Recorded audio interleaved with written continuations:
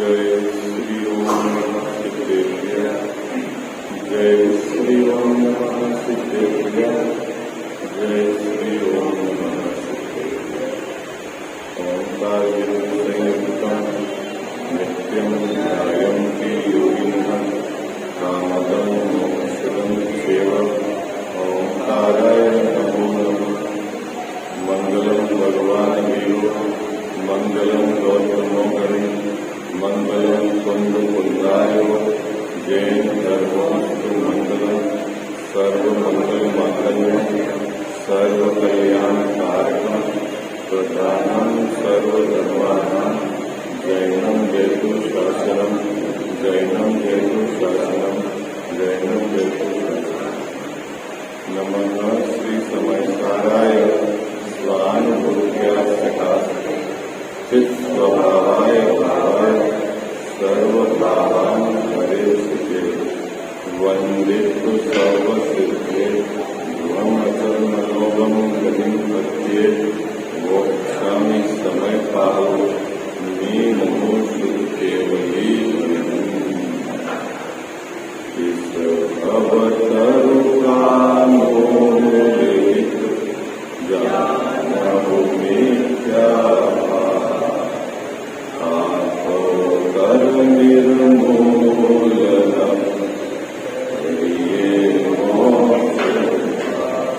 हरिये जय बोलो देव शास्त्र गुरु की।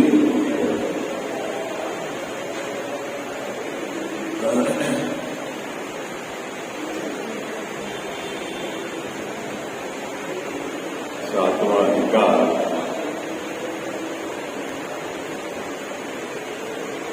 मिथ्याभाषी मिथ्या दृष्टि की स्वच्छंदता का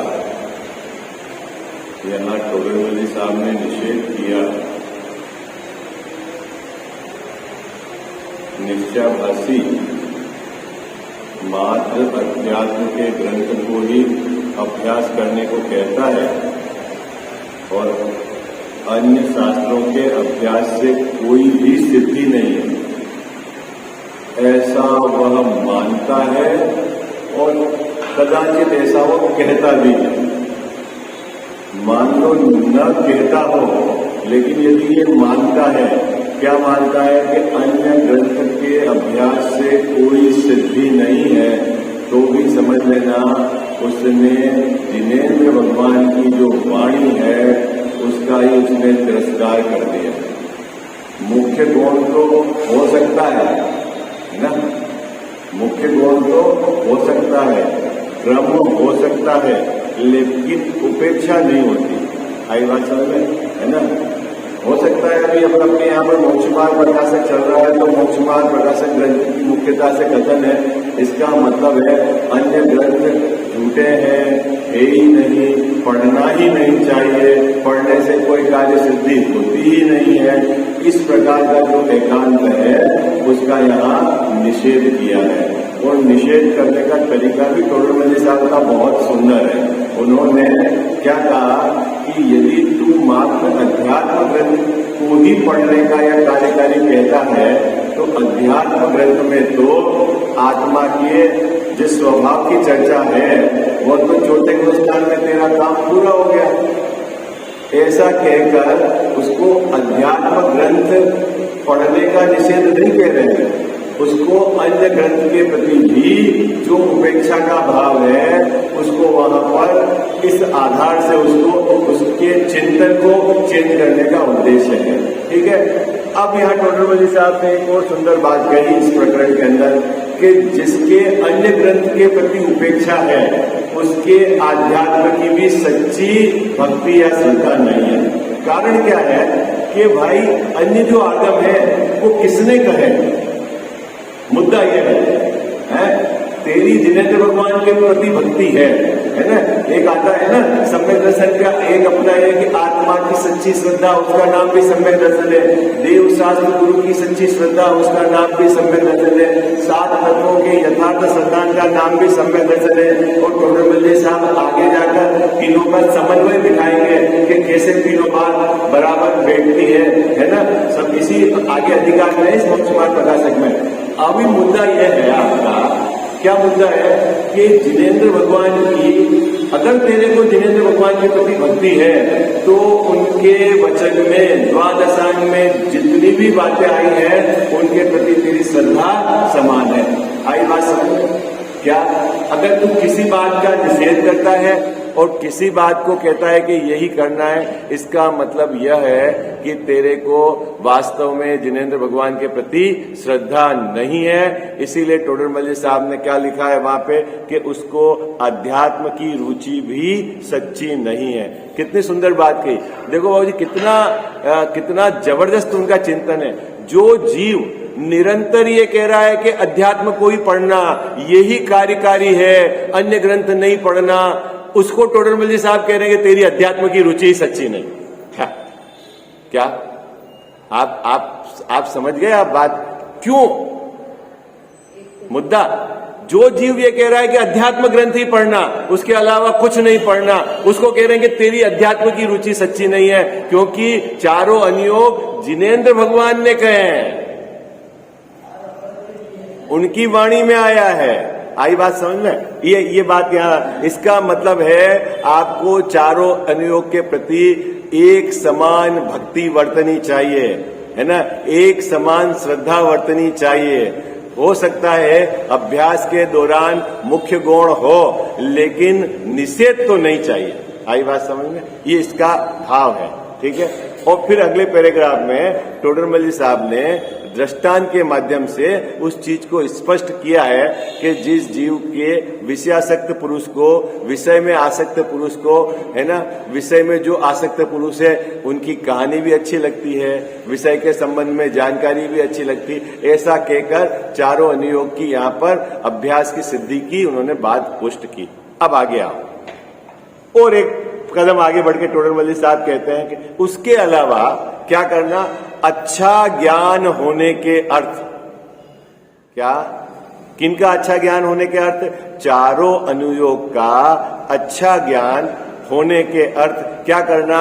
आपको शब्द और न्याय शास्त्रों का भी जानना चाहिए। क्या कहा बाबूजी? आपको शब्द, व्याकरण, संस्कृत, प्राकृत, न्याय, इसका भी थोड़ा और अधिक अभ्यास चाहिए, क्योंकि जिस भाषा में लिखा गया है उस भाषा का यदि आपको थोड़ा अभ्यास होगा तो भाव भाषण ज्यादा अच्छा होगा, है ना। जैसे बहुत सारे शब्द जो आपके यहाँ पे कहे जाते हैं ना, उसका भाव भाषण आपको ही अच्छे से होगा, और जो हमारे इलाके में मालवा में कहे जाते हैं बहुत सारे शब्द हैं, यद्यपि आप बोलो लेकिन उसके भाव भाषण आप नहीं कर पाते। गुजरात में बोलते हैं गांडो, तो अपने यहाँ पे वो उनका भाव भाषण उनकी भाषा में होगा, अपने यहाँ पर जो बोलते हैं अपनी भाषा। तो क्या है कि आचार्य भगवंतों के ग्रंथों की भाषा भी आपको आनी चाहिए। ये एक विशेष तरह से टोडरमल जी साहब ने एक दृष्टिकोण, एक एंगल दिया है आपको, है ना। संस्कृत आनी चाहिए, न्याय आना चाहिए, प्राकृत आनी चाहिए। अब इसमें ये जरूर सावधानी रखनी है। क्या सावधानी रखनी है वो मैं आपको बता देता हूं। क्या कि संस्कृत के विशेषज्ञ नहीं होना है। क्या कह जाओ साहब, है ना। प्राकृत के विशेषज्ञ नहीं होना है। अपने को किसके विशेषज्ञ होना है? अपना लक्ष्य तो अपनी परिणति में धर्म प्रकट करना है, और धर्म प्रकट करने के लिए जो आचार्य भगवंत की उस समय की भाषा थी, उसमें जो ग्रंथ लिखे गए हैं, उनके मर्म को समझने के लिए हम व्याकरण न्याय पढ़ रहे हैं। हम व्याकरण न्याय के स्पेशलिस्ट बनने के लिए नहीं पढ़ रहे हैं। क्या कितनी बात पकड़ में आ गई आपको? हाँ, पूरी ताकत बाबूजी अपने को उधर नहीं झोंकनी है। काहे के लिए? क्या कहा साहब? काहे के लिए? हाँ, वो जो मूल आचार्य भगवंतों का हृदय, आचार्य भगवंतों की भाव, उसको समझने के लिए इसलिए टोडरमल साहब ने यहाँ दिशा निर्देश दिए है ना। देखना, सावधानी हटी और दुर्घटना घटी। यदि आप पूरा जीवन प्राकृत के व्याकरण को उसको समझने में ही लगा दो और यहाँ जो मूल ग्रंथ के भाव वो रह जाए, तो आपके मनुष्य भाव में क्या हाथ लगा?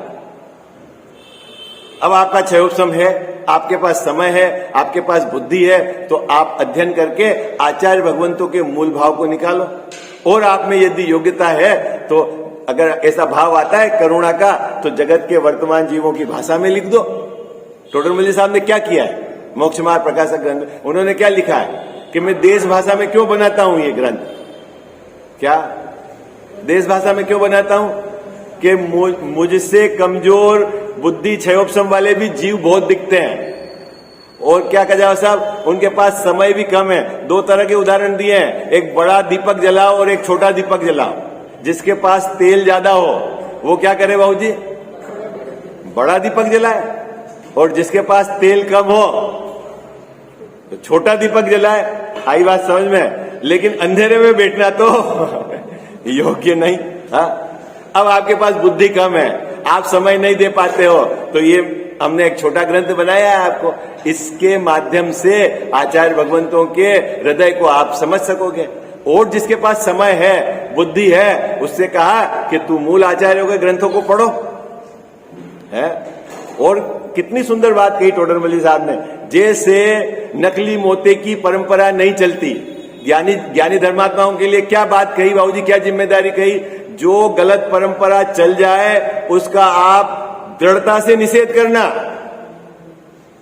असली मोती में नकली मोती मिलाएंगे, क्योंकि जिसको बाजार में नकली मोती चलाना है वो क्या करेगा है, 2-3 जगह ये बात लिखी, झोल चढ़ाएगा, झोल है, क्या करेगा, झोल चढ़ाएगा। 2-3 बातें तो जैन साहब अपने यहां वाली कहेगा और बाकी अपनी मन की ठोकेगा। आई बात समझ में? जितने भी ग्रंथ हैं बाबूजी चलाने हैं तो सबसे पहले महावीर भगवान के आगे तस्वीर चिपकाएगा। आई बात समझ में आई? फिर और अन्य जो ज्ञानी धर्मात्माओं की तस्वीर चिपकाएगा और अंदर लिखेगा क्या, अपनी मन की, और उसमें भी क्या करेगा, 5-10 बातें कॉमन लेगा ताकि इसको लगे कि ये ग्रंथ सही है क्या। लेकिन ज्ञानी धर्मात्माओं के लिए क्या सावधानी की है कि गलत परंपरा चलनी नहीं चाहिए। जैसे ही नकली मोती दिखे उसको हटाओ। ये ज्ञानियों के लिए जिम्मेदारी दी है टोडरमल जी साहब, ठीक है। और अपने लिए क्या जिम्मेदारी दी है कि अपने पास यदि थोड़ा तेल है तो छोटा दीपक जलाओ, लेकिन क्या करना है जाओ साहब, दीपक जलाकर रहना है। अभी वर्तमान में आप संस्कृत, प्राकृत उसके विशेषज्ञ नहीं बने हैं, लेकिन मूल भाषा में जो ग्रंथ लिखे हैं उनका तो अभ्यास करके आचार्य भगवंतों ने क्या वस्तु स्वरूप बताया है उसके निर्णय करने की जिम्मेवारी आपकी है। और जिसके पास समय, शक्ति, बुद्धि है उसको न्याय व्याकरण भी पढ़ना चाहिए, ये यहां निर्देश दिया। देखो पढ़ता हूं मैं, तथा उनका अच्छा ज्ञान होने के अर्थ। किनका अच्छा ज्ञान होने के अर्थ? चारों अनुयोग में जो आचार्य भगवंतों ने लिखी है। क्योंकि कुंद कुंद आचार्य के समय क्या भाषा चलती थी बाबूजी, उस समय जन सामान्य की भाषा प्राकृत थी, तो कुंद कुंद आचार्य ने प्राकृत में लिखी है। आचार्य अमृतचंद स्वामी के समय जन सामान्य की भाषा संस्कृत थी, तो आचार्य भगवंतों ने संस्कृत में लिखे। अब अपने यहाँ पे मतलब ना मदर लैंग्वेज, टंग लैंग्वेज अपनी जो अभी चलती है हिंदी है, तो आपका जितना भी होता है ना शब्द के द्वारा विनिमय, व्यापार, वो हिंदी में हो रहा है, तो आपकी सोचने का तरीका हिंदी में ज्यादा अच्छा होता है। तो टोडरमल जी साहब ने आज क्षेत्रीय भाषा में लिखी है। अब तो सरकार भी कहती है कि जो भाषा चलती है उसमें सोचने दो है, ताकि क्या है कि वो अच्छा, इसलिए उनको क्षेत्रीय भाषा में पढ़ाओ, है ना। क्योंकि अपने जो थॉट्स हैं, जो विचार हैं, वो किस भाषा में होते हैं बाबूजी? अपनी जो भाषा है चल रही उसमें होता है, ठीक है। तो इसीलिए क्या है कि क्षेत्रीय भाषा इसलिए लिखते हैं आचार्य भगवान जो जन सामान्य की भाषा में। देखो वहां कोई उनको विशेषज्ञ नहीं होना है आचार्य भगवान को कि मैं संस्कृत का भी जानकार हूं, मैं प्राकृत का भी, मैं न्याय का भी। आचार्य भगवान का उद्देश्य ये है जन सामान्य को भगवान आत्मा की बात समझ में आए, वह उस पर विचार करके अपने अनंत संसार को मेट दे, ये उद्देश्य है उनकी भावना। वहां कोई उसकी स्पेशलिटी होना, उसकी कोई डिग्री हासिल कर लेना, वो नहीं है। क्या कहते हैं यहां पर? उनका अच्छा ज्ञान होने के अर्थ शब्द न्याय शास्त्र आदि को भी जानना चाहिए, इसीलिए अपनी शक्ति के अनुसार। कितनी सुंदर शब्द लिखा, शक्ति के अनुसार है। शक्ति के अनुसार तब करो, शक्ति के अनुसार बाबूजी अभ्यास है। अभ्यास भी किसका? न्याय। देखना मूल चीज गौण नहीं हो जानी चाहिए। क्या मैंने आपको बहुत बार बोला, जैसे अनशन करते हो, उनोदर करते हो, कदा सब मूल चीज गौण नहीं हो जानी चाहिए। काहे के लिए किया जा रहा है अनशन? काहे के लिए किया जा रहा है अनशन? है पर्दे धोने के लिए? जैन साहब है, बोलो। एकासन करते हो तो घर के काम को आज फ्री है, शाम को खाना नहीं बनाना है, तो ये जो पेंडिंग काम है वो कर ले, इसलिए करते हैं। काहे के लिए करते हैं एकासन? भैया बाहर में निवृत्ति ली है तो आपको क्या करना है? गहराई से तत्व विचार करने के लिए आपने निवृत्ति ली है। आई बात समझ में? तो मूल प्रयोजन गौण नहीं होना चाहिए। ठीक उसी प्रकार संस्कृत और प्राकृत सीखने में मूल प्रयोजन क्या है कि आचार्य भगवंतों के हृदय की बात जाननी है।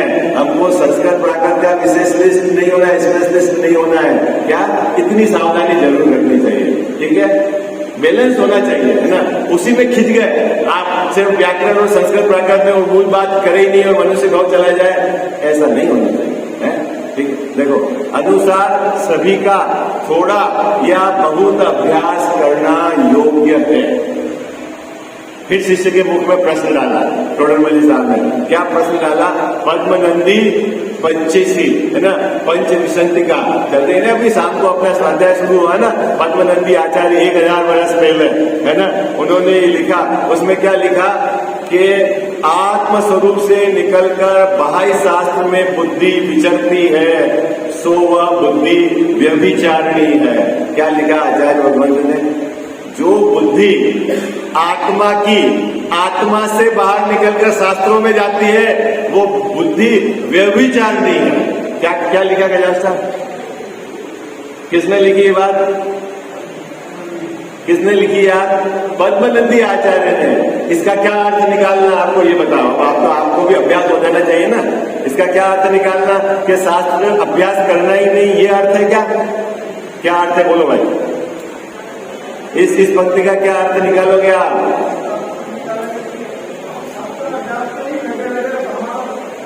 ना ये भी अर्थ नहीं है। और बताओ। हाँ, मैं फिर से पढ़ूं।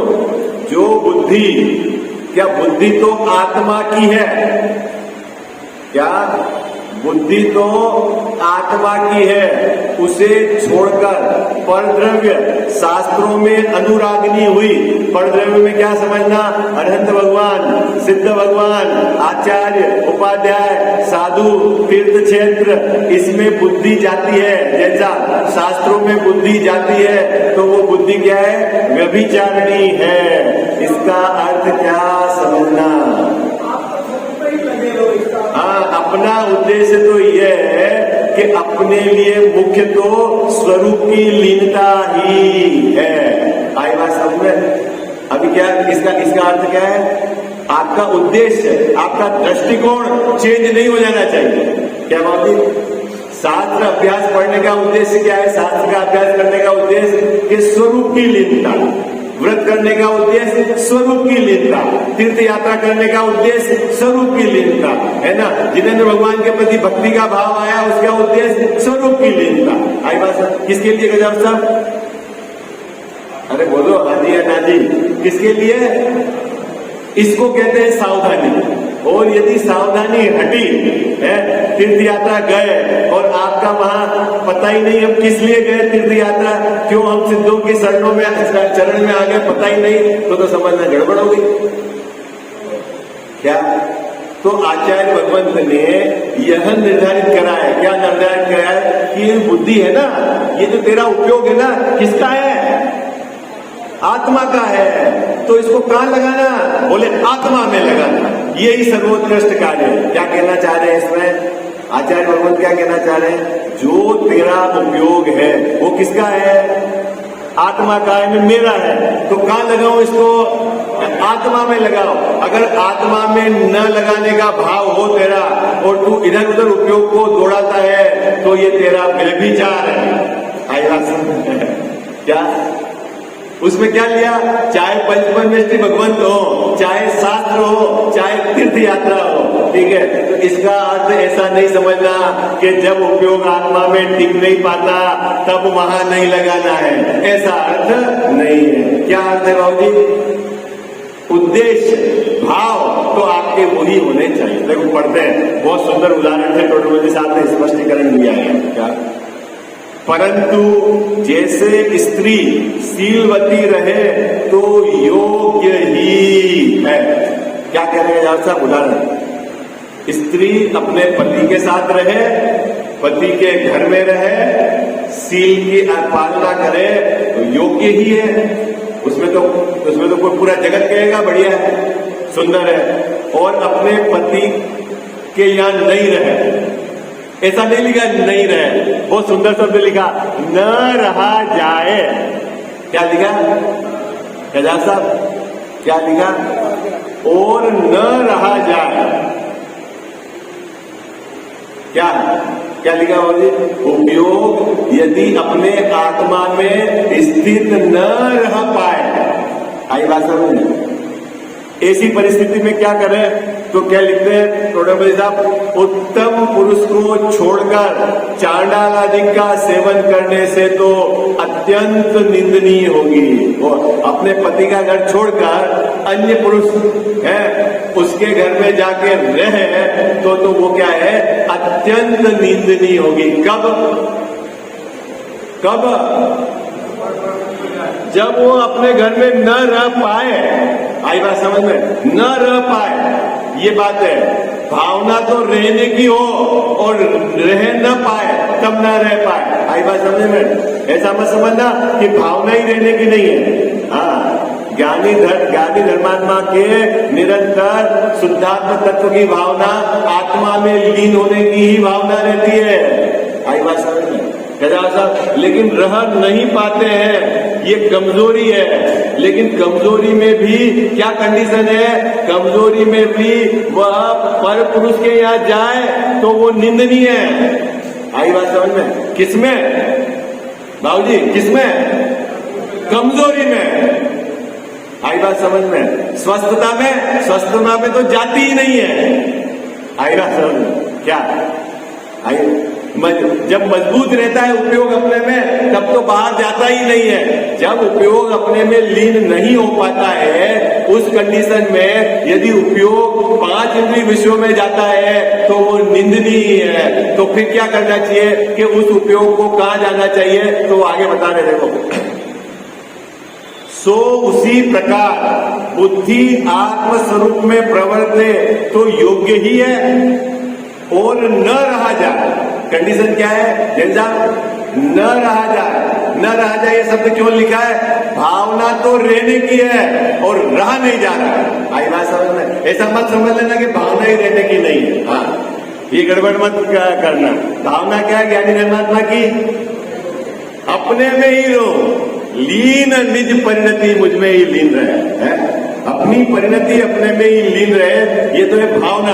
और यदि न रहा जाए तो प्रशस्त शास्त्रादि पर द्रव्य को छोड़कर अप्रशस्त विषयों में लगे तो महानिंदनीय है। जब उपयोग अपने आत्मस्वरूप में नहीं रह पाए तो पंच परमेष्टि भगवंत की शरण में रहे, उनकी भक्ति में रहे, उनके गुणानुवादन में रहे, शास्त्र के अभ्यास में उनके द्वारा जो कहा गया उनमें रहे, उनकी भक्ति के लिए तीर्थ यात्रा में जाए, वहां तक तो सही है। लेकिन कब उसको छोड़कर यदि 5 इंद्रिय के विषयों में जाता है तो वो क्या है? निंदनीय है। ये कहना था। आई बात समझ है? महानिंदनीय। ये किसका भाव बता रहे हैं? जहां आचार्य पद्मनंदी ने ये बात कही कि बुद्धि यदि पर में विचरती है तो वह भी जाननी है, उसका यहाँ अपेक्षा बता रहे हैं टोटल बजे। आई बात समझ? और अब उदाहरण दिया है जोरदार। उदाहरण इसलिए दिया है बाबूजी कि बहुत सारे जीव क्या है कि गहराई से न्याय से विचार नहीं कर सकते, लेकिन सामने बड़े लोगों का उदाहरण दे दो ना तो वो तुरंत बैठ जाते हैं उनके पास है, क्योंकि अभी उसकी बुद्धि थोड़ी है। न्याय से उदाहरण नहीं बैठ। तो टोडरमल साहब ने भी ये ट्रिक लगाई। क्या लगाई कि काका मुनियों के भी स्वरूप में बहुत काल बुद्धि नहीं रहती है। किसकी बात कह रहे बाबू? मुनियों के स्वरूप में भी बहुत काल बुद्धि, मुनिराज का भी उपयोग लगातार एक अंतर्मुहूर्त तक स्वरूप में टिका नहीं रहता है।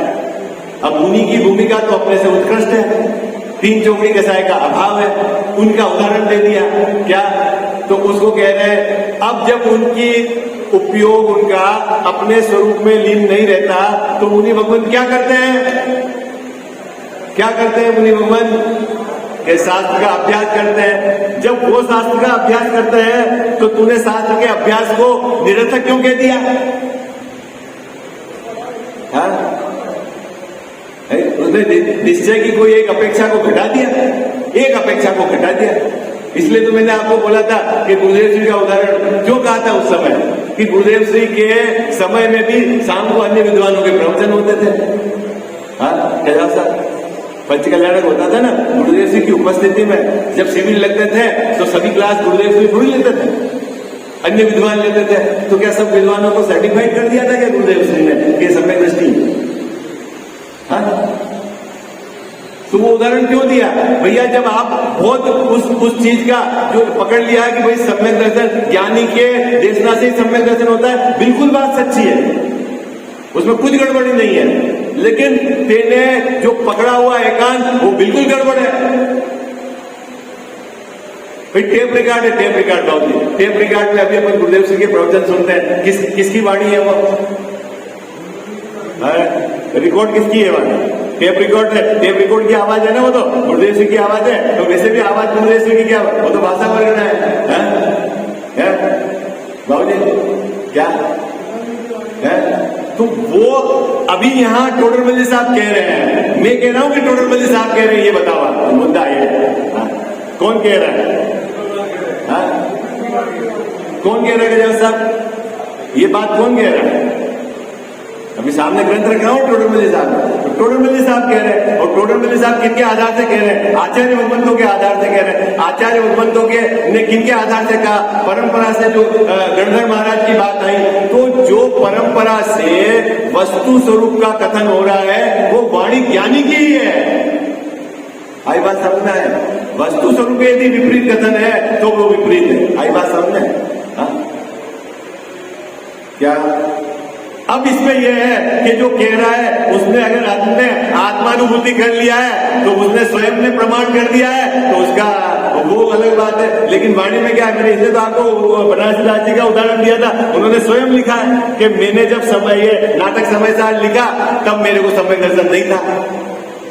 उन्होंने लिखा, अब वो जाने, अब अपन तो आप बहुत लोग में से कम 5-10 लोगों ने पूछ लिया कि बनारसी दास जी को समय दर्शन था कि नहीं था, तो मैंने उनसे हाथ जोड़ लिया। वैसा मेरे से ये मत पूछता किसके समय दर्शन था या नहीं था। अब बनारसी दास 300 साल पहले हमने देखा नहीं, हम तो साहित्य पढ़ रहे हैं उनका, और साहित्य में तत्व के विरुद्ध यदि कोई बात नहीं है तो सही है। अभी जैसे ये दादा के लिखे हुए जो प्रवचन है आज, या युगल जी की लिखी हुई पूजा है, युगल जी को तो आपने देखा है। अब 200 साल बाद कोई पूछे कि सम्यक दर्शन था कि नहीं था, तो क्या करना होगा? अब क्या एनालिसिस करना चाहते हो? तत्व के अनुसार कथन है कि नहीं, ये एक इंपॉर्टेंट बात है। आगम के अनुसार बात होनी चाहिए। तो इसलिए टोडरमल साहब ने यह मुनियों का उदाहरण दिया। क्या दिया? निश्चयवासी को कि जिनके 3 चौकड़ी कसाय का अभाव है, जो हर अंतर मुहूर्त में अपने स्वरूप में लीन होते हैं, ऐसे मुनि भगवान का भी उपयोग जब अपने स्वरूप में टिक नहीं पाता है तो वह शास्त्राभ्यास ही करते हैं, है ना, स्तवन करते हैं, वंदना करते हैं। तो भाई वो तू उसका सर्वथा निषेध क्यों करता है? ये तेरी मान्यता विपरीत है, ये कहना है। क्या उदाहरण? 100 मुनियों के भी स्वरूप में बहुत काल बुद्धि नहीं रहती तो तेरी कैसे रहा करे? जब मुनि भगवान जी अंतर मुहूर्त में बाहर आ जाते हैं, जाते हैं, आ जाते हैं, और तेरा तो अभी तूने अपनी मर्जी से गुणस्थान माना है चौथा। आई बात समझ रहे? तो तेरी कैसे लगी रहेगी? तो फिर क्या करेगा जब उपयोग बाहर आएगा? इसीलिए शास्त्र अभ्यास में उपयोग लगाना योग्य है। क्या कह रहे हैं? जब उपयोग आत्मा में टिक न पाए तो क्या करना है बाबू जी? उपयोग को शास्त्राभ्यास में लगाना योग्य है। अब फिर अगली नई बात, वो बोलता है ना कि द्रव्यादि के, इनके गुणस्नान आदि के भेद तो विकल्प है। अब उसका समाधान दे रहा है।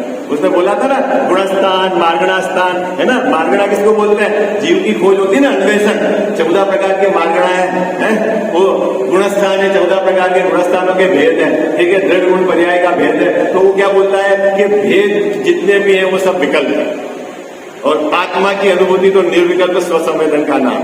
विकल्प अभेद जब तक नहीं करेंगे तो भेद अभेद में ही क्या अनुभूति होगी। तो अब क्या करना, भेद को पढ़ना ही नहीं, अब पढ़ेंगे ही नहीं तो मगजमारी नहीं है क्या। और कितने गुण पर्याय, कितने गुण है आत्मा में, अनंत गुण है, दर्शन, ज्ञान, चारित्र, सुख, वीर, प्रभुत्व, इतने अनंत गुण है। अब एक एक गुण का विचार करेंगे तो पूरी वस्तु पकड़ में नहीं आएगी, तो विचार ही मत करो।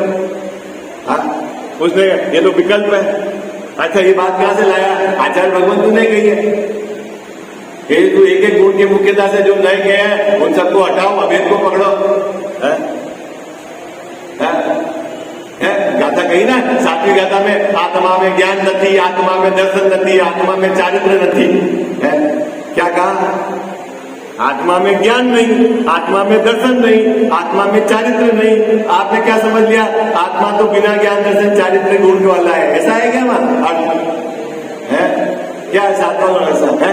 7वां जो गाथा है ना समय साथ 7वीं है ना आंटी जी गाथा, गाथा नंबर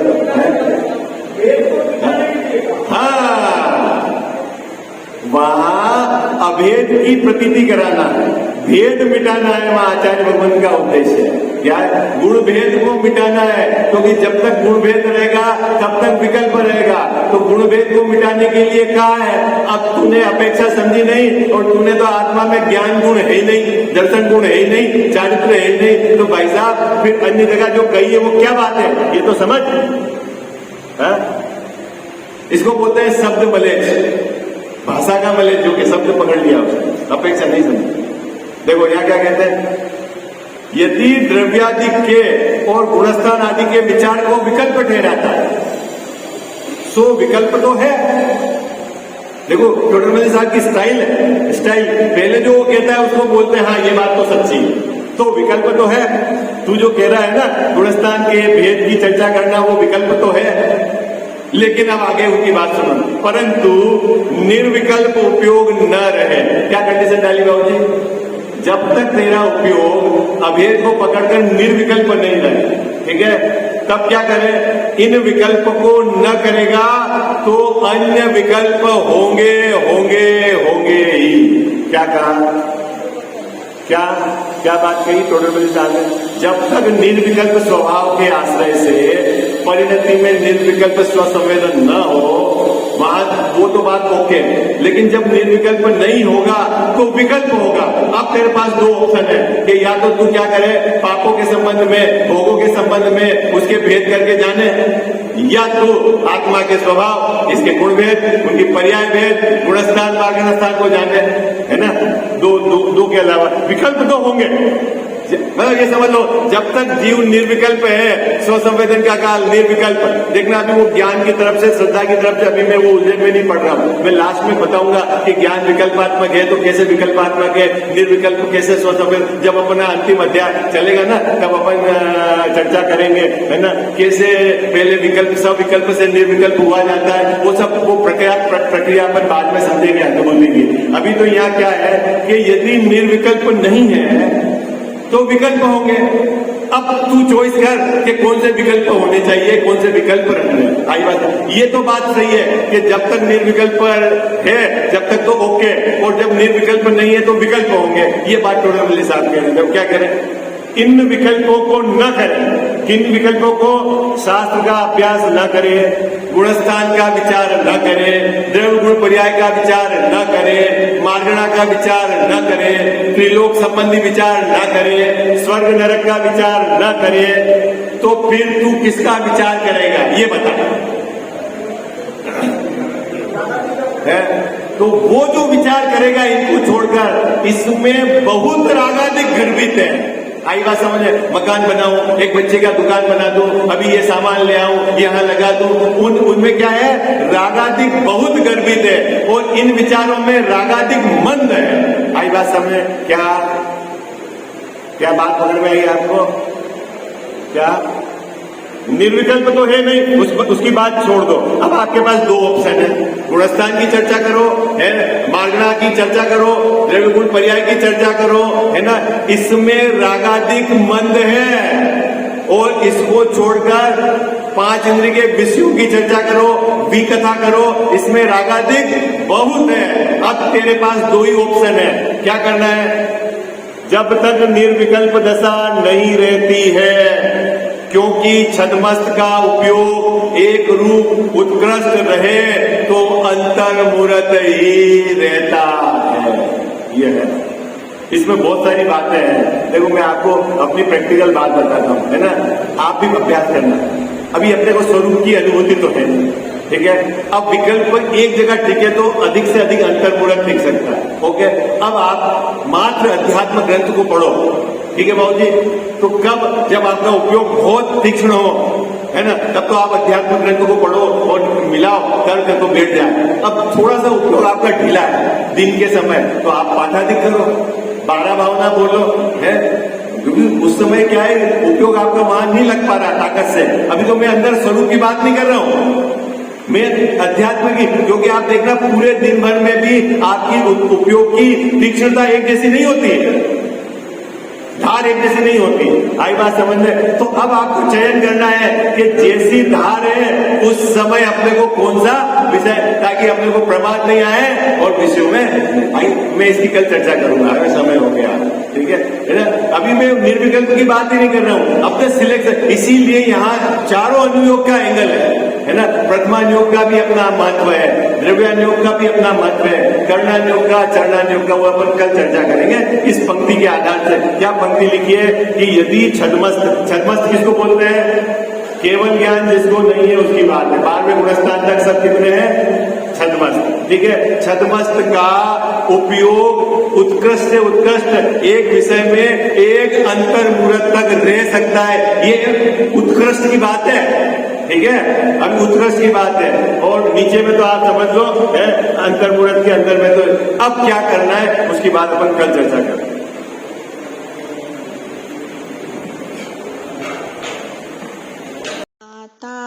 तू दया करके कर्मों से छुड़ा देना, इतनी सी विनय तुझसे चरणों में जगह देना।